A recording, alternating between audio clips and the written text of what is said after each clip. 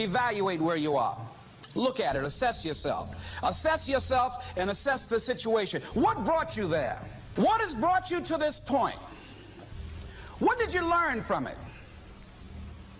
Are you learning anything, or are you doing it over and over and over again? Somebody said that insanity is doing the same thing in the same way, expecting a different outcome.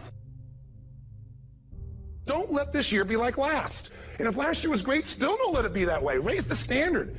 If your life is perfect and extraordinary, you darn well know you're not going to be happy unless you keep making it better. That's what makes us feel alive. It's not what we get that makes us happy. It's who we become and what we're able to give because we become more. If you want to begin to move, you've got to clear your mind of all the unnecessary luggage and baggage that's weighing us down. You're going to have people to do things to you. Things are going to happen to you. And the most important thing to do is to harness your will and let it go. And move so you can grow. So you can get on with your life. It doesn't matter about what happens to you. What matters is, what are you going to do about it?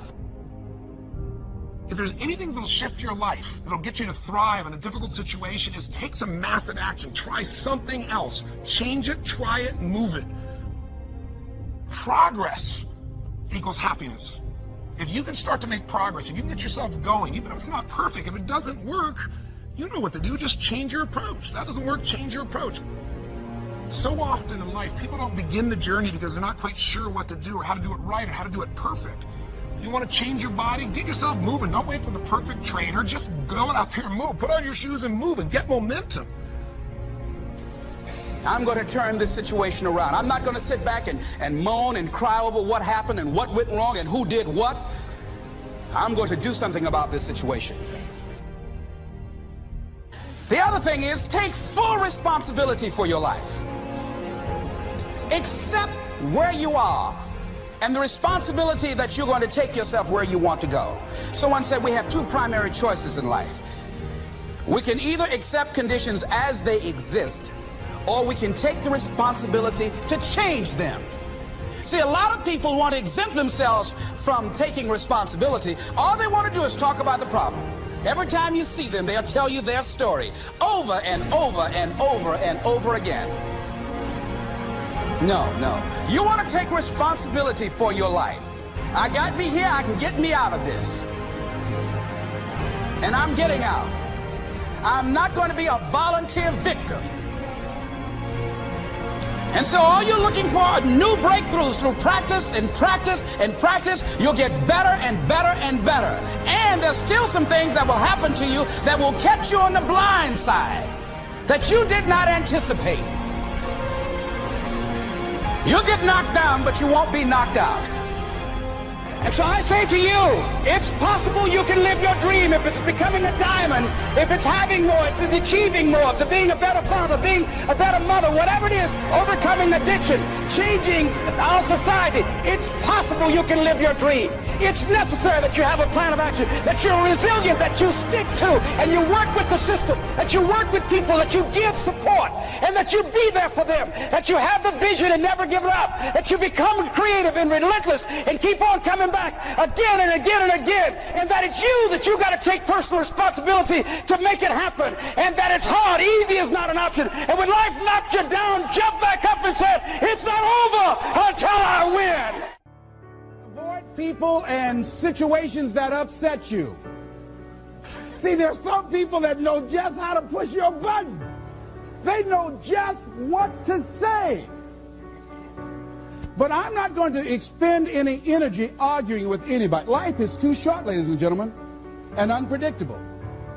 I don't want to spend my time arguing with anybody, so I avoid situations that will get me upset. I don't argue with people. Draw the line, ladies and gentlemen. There are certain things that we just go through life just taking, and at some point, you just got to draw the line and just say enough is enough. You got to do that with yourself. One negative stroke is 16 times more powerful than a positive stroke.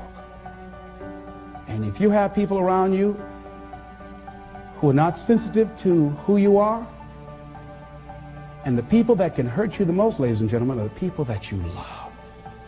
That you love. They're the ones that you're vulnerable to. They're the ones that can get to you. And if they're insensitive, I don't care who they are. See, if you don't draw the line with people, if you just let them run rampant in your life, and you let things happen to you that you don't feel good about, if you continue to allow it to happen, you won't feel good about yourself. Your image of yourself will erode. So you've got to draw the line.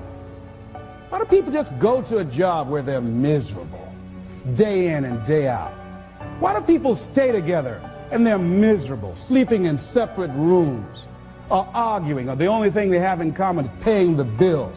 Don't talk, don't communicate, don't share anything together. Day in and day out, as short and unpredictable that life is, being mean to each other. Why do people do that? Known hells are preferable to strange heavens because it's familiar. See, life is rough, ladies and gentlemen. It's rough, and it's scary. It's scary growing. It's scary taking a chance. It's scary acting on your intuition, on your guts. It's scary. It's frightening. There are people that's tolerating things right now, and they're immobilized by fear. They can see the hammer coming, and they're afraid to even move because it's scary. To go against the dominant thinking of your family, friends, and those people you associate with every day is perhaps the most difficult act of courage you will ever perform. See, when you start growing, when you start changing the way you walk, the way you talk, the way you act, the way you respond to things, the way you use your time, when you start saying, no, I can't do that. Why? You're too busy. You don't have the time. No, I have my own agenda. So if people can put you on a guilt trip, they will. And use you and abuse you over and over and over again. You got to draw the line. You have to draw the line on them. Don't go through life feeling like you're powerless. Victims are people that are powerless. You're not powerless. You are powerful. You direct the power in your life. Whatever your life is right now, it is a duplication of your consciousness. It's a result of how you have decided to use your power. That's all it is. That's not who you are. That's just a perverted use of your power that you aren't satisfied with. And you've got the power to change that. Wherever you are, how, I don't know. But I know you've got the power to do that. But you don't know what has happened to me. It really doesn't matter what has happened to you. See, the only thing that really matters is, what are you going to do about it? That's all that matters. That's all that matters. You can allow it to destroy you, or you can allow it to build you up.